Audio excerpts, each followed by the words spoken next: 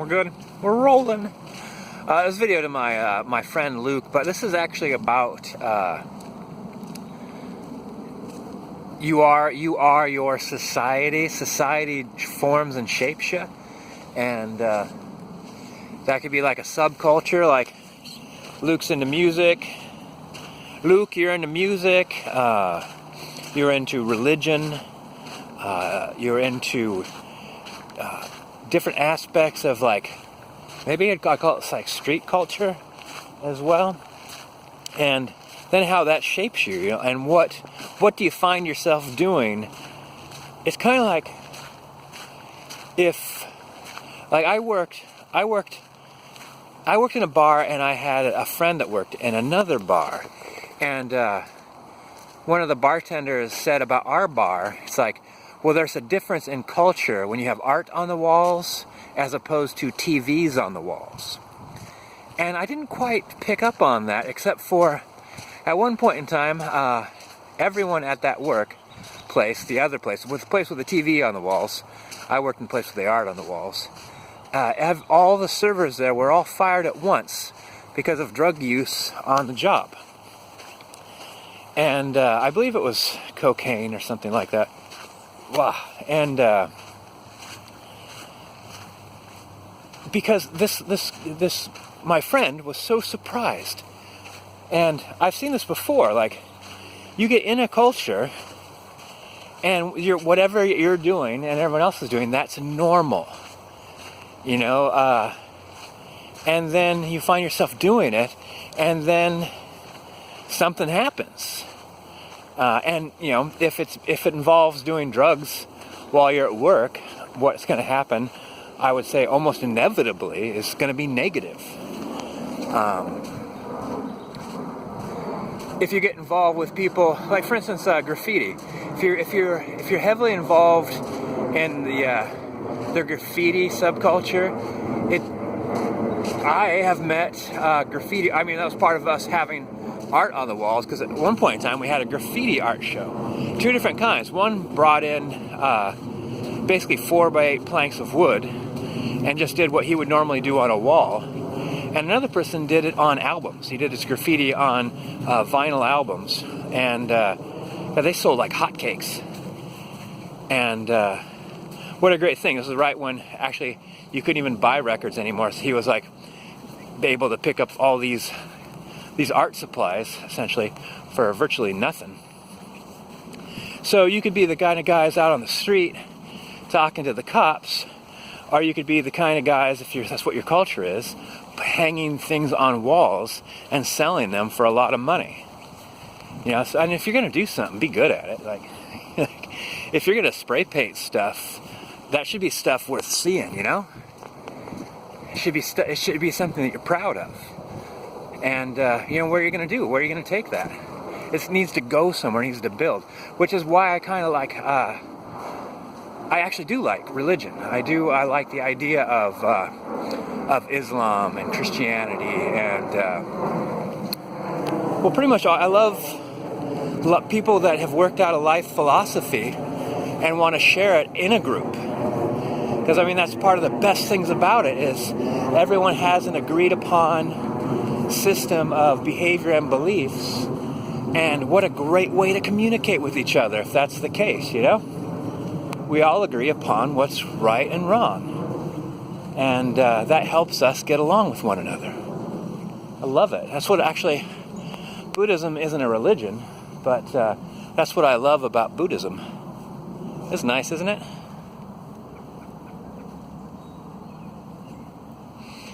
And I remember, like, reading about this one phrase about Buddhism. It's like, what should you do to make the world a better place? They're like, oh, just be as good as you can. Just be good, kind, calm, and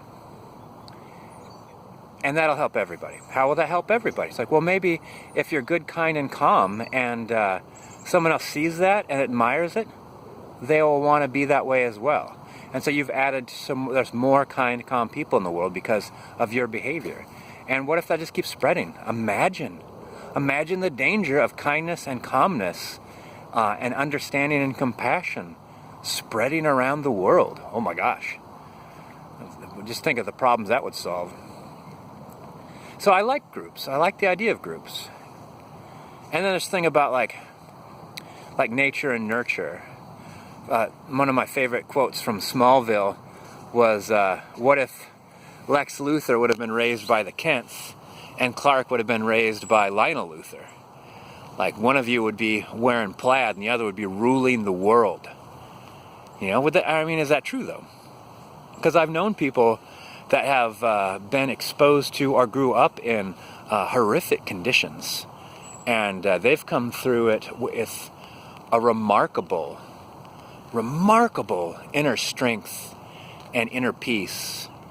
As instead of being crushed as a person, they almost, I wouldn't call them turned into a diamond, but they turned into something wonderful. Hey, Keela, let's go back this way, hon.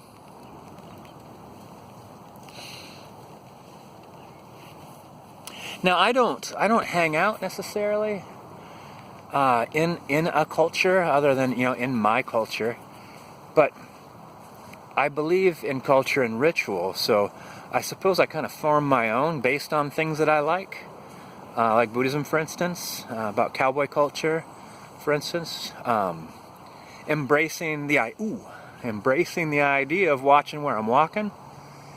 Yeah, let's go this way. And embracing my nature of being an introvert, which I did not realize I was an introvert for the longest time. I realized all the difficulties I was having, and I thought I needed to overcome those difficulties. And then at one point in time, I started learning about introverts. And I'm like, oh my God, you mean I don't have to do all that stuff? I could just embrace what feels good. And how wonderful that was. Like, that was one of the things that Buddhism teaches, is you got to question everything all the time. Like, I believe something today, tomorrow I have to question it again. Because you believe you're something. I believe that, I just suffer from shyness, and I need to push harder and get used to and practice doing these things that exhausted me and made me tired, made me upset. I'll just keep doing those things until I get good at it. And then I realized I don't have to. I'm very, very good at being by myself. So I'm not without culture, and I rely upon millions of people who have laid out that kind of culture before me. The culture of solitude and the culture of the exploration of self. Reptilian flyover. So, Keela, let's go back this way. God, this place is filthy crowded today. Here's where I'm going with all this. And I'm going to sum up that no matter what's your culture, you got to ask yourself which direction it's going. If it's hip hop, are you amongst the people going up or the people going down? If you're working in bars, are you amongst the bars that are going up, expanding, getting better, being more professional, providing better food, or is all your coworkers taking drugs? Because all that's going to affect you. It's going to be a bit about who you are. Every bit of the people around you, you absorb a little of that, whether you like it or not, actually. So that's why, that's actually a quote in I can't remember. It's a Shakespeare play where a father's giving advice to his son. It's never a lender or a borrower be in that long page of advice. But the father said, son, don't hang out with people as good as you or not as good at you as whatever it is you want out of life. Hang out with people who are better than you, who are succeeding at this, because it will become a part of you as well. He's right. It's unavoidable. Like, for instance, when I took Taekwondo, everybody was way ahead of me, and there were some natural athletes too.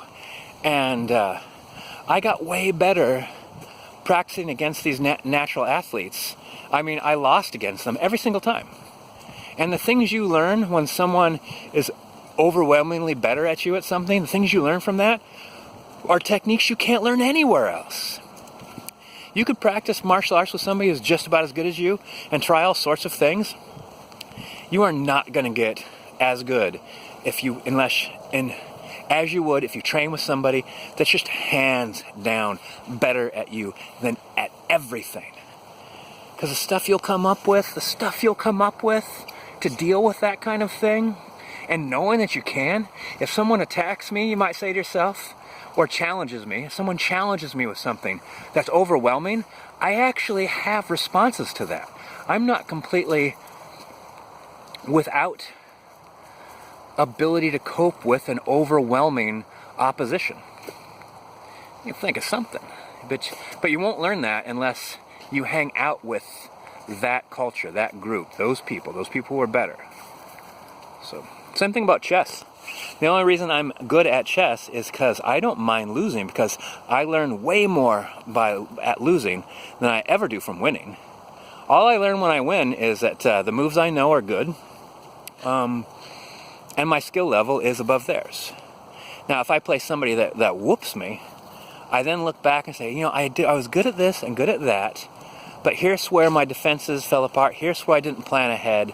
Here's where I didn't realize what that person's intention was. And then you start looking deeper into people's planning, And if someone plans differently than you do, how are you going to learn that unless you go against that person?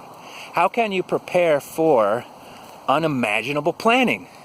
Planning outside of your creativity. You can't. That's actually why I love playing Fortnite. It's because you're constantly playing with people that do things weird. I never would have thought of that. And you don't recognize that. I say, oh, I'm so angry that person did that. I think, ooh, I'm going to try that. Ooh, 12 minutes. Yikes. All right, bye-bye.